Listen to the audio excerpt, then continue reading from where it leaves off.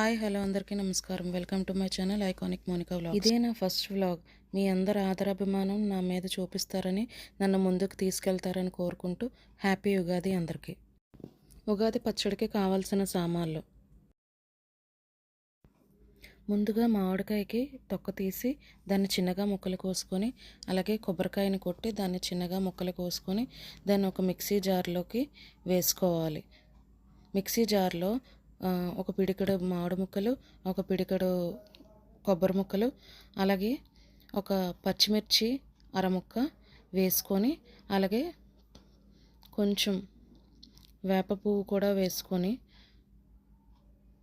అందులో 4 బెల్లం ముక్కలు వేసుకొని మిక్సీ పట్టుకోవాలి.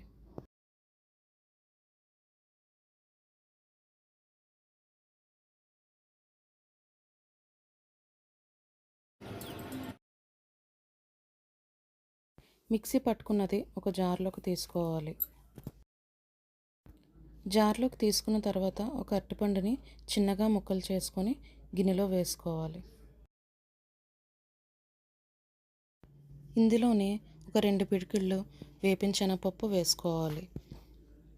అలాగే ఒక చిటికెడు ఉప్పును కూడా ఇందులో వేసుకోవాలి.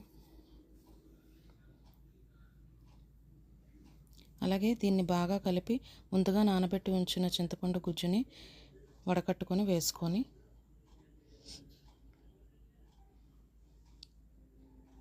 బాగా కలుపుకోవాలి. మా స్టైల్ ఉగాది పచ్చడి రెడీ.